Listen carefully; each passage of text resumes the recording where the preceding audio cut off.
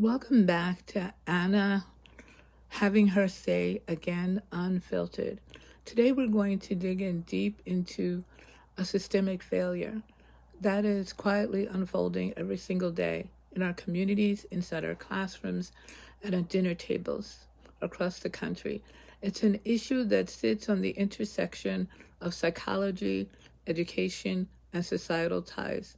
And honestly, it is time someone pulled back the curtain and spoke completely unfiltered about it. I want you to close your eyes for a minute and think about the word autism. What image immediately pops into your head? If you're like the vast majority of people, and if you look at the traditional diagnostic manuals that schools districts have relied on for decades, you probably picture a young boy. Maybe he's spinning the wheels of a toy car, completely detached from the people around him. Maybe he's having a high visible meltdown because of a loud noise, or maybe he's completely nonverbal. For 50 years, that has been the image, the public face of autism, but it's only half the truth. And because we've accepted the half-truth as the whole story, an entire generation of brilliant, complex, and deeply struggling girls is being left completely in the dark. They look fine on paper. They are passing their classes. They may even have a friend group, but underneath that surface, they are drowning. They are what I call differently wired. And today we're going to talk about why our educational institutions are classifying them incorrectly and why society misunderstands them, and how many new books continue to talk about the old narrative of autism instead of talking about the other half of autism. For decades, the medical and educational establishments looked at that number and said, well, autism is simply a male-dominated condition. But they asked the wrong question. They don't stop to ask if a few girls had autism. They just assured the diagnostic tools were perfect. Here is what actually happened. The foundational research of autism was conducted most exclusively on boys. The behaviors that were cataloged, the checklists that were made, the red flags that teachers are trained to look for, they were all based on how the male brain processes neurodivergence. When a boy has underdeveloped social skills, it tends to manifest in a way that draw immediate attention. He might withdraw entirely. He might struggle intensely with eye contact. He might have loud, disruptive meltdowns when his routine is broken. In school settings, that behavior screams for evaluation.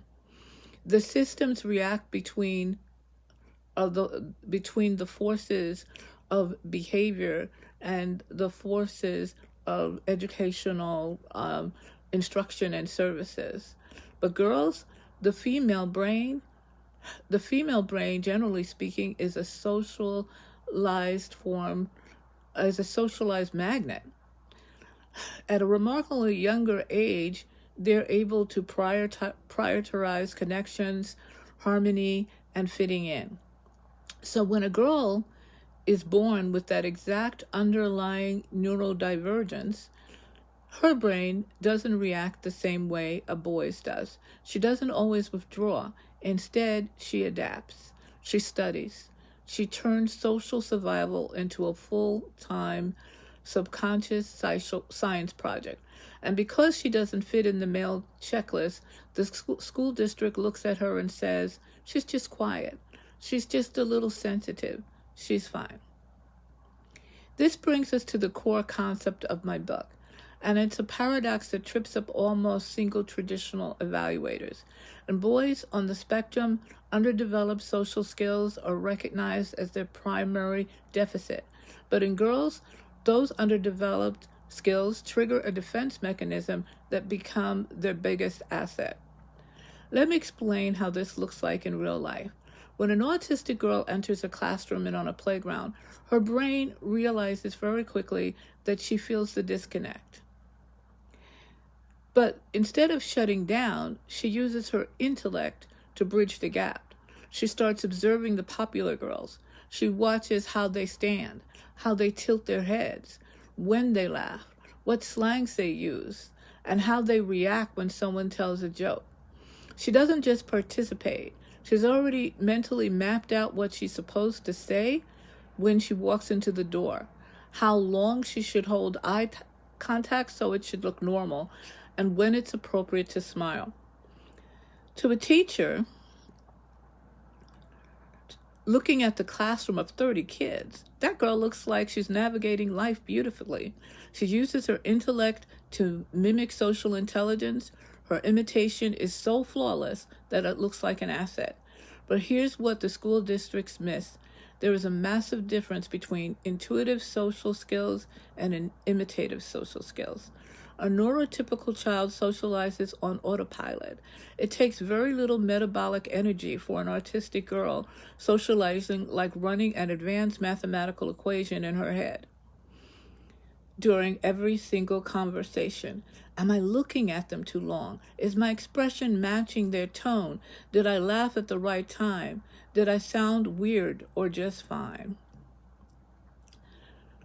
So, I've told you a little bit about my topic, so I encourage you to go onto Amazon and look at my new book, Differently Wired, and explore why we're failing autistic girls. It's available on Amazon as an ebook. Thank you. This is Anna having her say unfiltered seriously today.